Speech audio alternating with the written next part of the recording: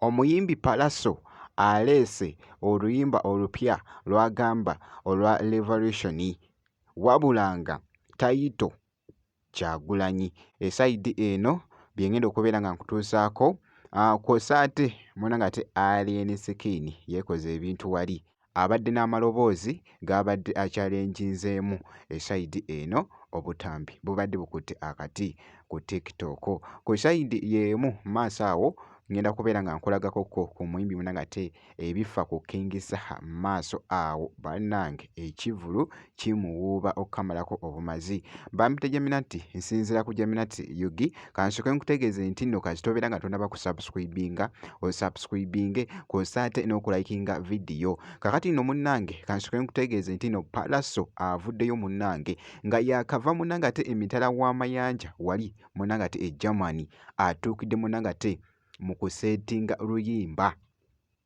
Oluyimba luno just akatambi kokka kaatadde munnange ate ku mukutu ogwa TikTok kayuguumiza munnange ate TikTok.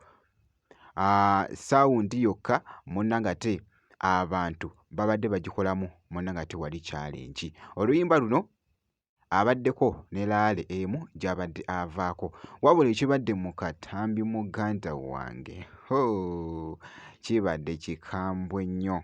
Asoose n'akuba mukaawo akapera ne ngamba oh my god. Change is coming. Kyagulanyi ku lwa Uganda empya. Fenna tulonde Kyagulanyi. Fenna tulonde Kyagulanyi. Fenna tulonde Kyagulanyi ku lwa Uganda empya. Akalulu kange Kyagulanyi. Akalulu kange Kyagulanyi. Akalulu kange Kyagulanyi ku lwa Uganda empya. It is time to remove and replace.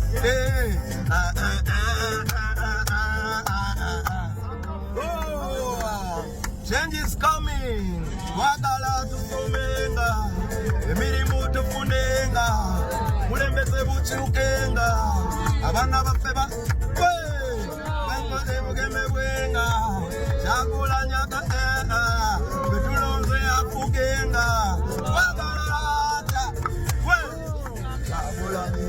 Change is coming. Kyagulanyi. Fenna tulonde Kyagulanyi ku lwa Uganda empya. Bw'atyo omuyimbi munnange ate Pallaso bw'avuddeyo n'oluyimba luno munnange ate olupya. Jjukira nti nno nkutegeezeza ne nkugamba nti nno tayito yaalwo Kyagulanyi. Ku sayidi y'emu nga nkwongeddeyokko omuyimbi Alien Skin bannange Alien taggwaayo. Ava ku challenginga amaloboozi agamu aga President Museveni esayidi eno wabula bakiri obwedda abadde wali mukuba puulu. Ugandans, be confident. We have everything. Our economy is strong. The army is strong and experienced. Nga boogezako okulaba kw'osanakana akatambi akalala emmotoka eno by the way abadde nga yakavaayokko ojjanjula munnange ate eri bafaanizi be era ng'ennaku zino gy'abadde munnange ate alyamu life. That space is common property for all of us. The moon is ours also. But we are not there. We're just here in Naivasha, Naikuru. Kw'osaana ekyo ekifaananyi nakyo kibadde kikutte vibe ku mukutu munnange ate ogwa TikTok. Ye muyimbi munnange ate Alien Skin esayidi eyo kimenke.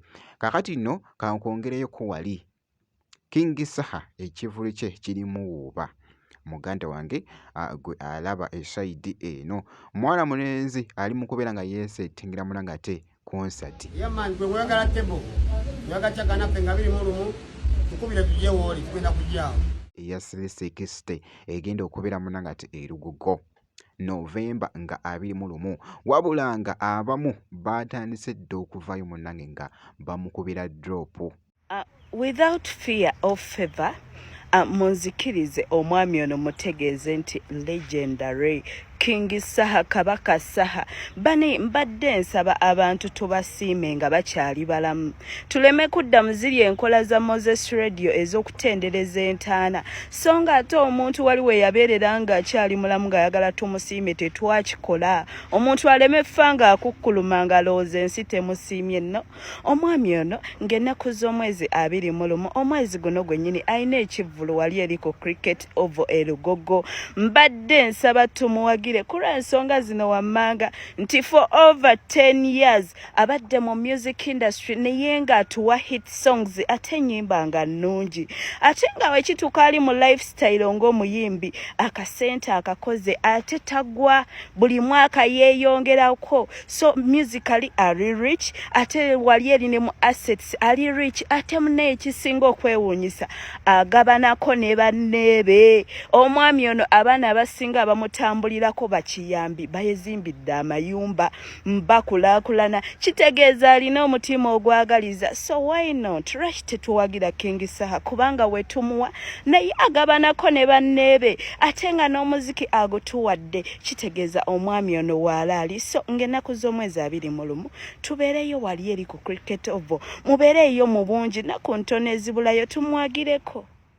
Drop gye ndabye emu ku zibadde zikutte akati ye ya Queen Masolo bwe nti nno munnanga ate bwenkoze kakasa nti osubscribinga ebisigadde byonna munnanga ate obiturekere ngenda kubeera nga nkomawo ku maaso awo n'ebirala.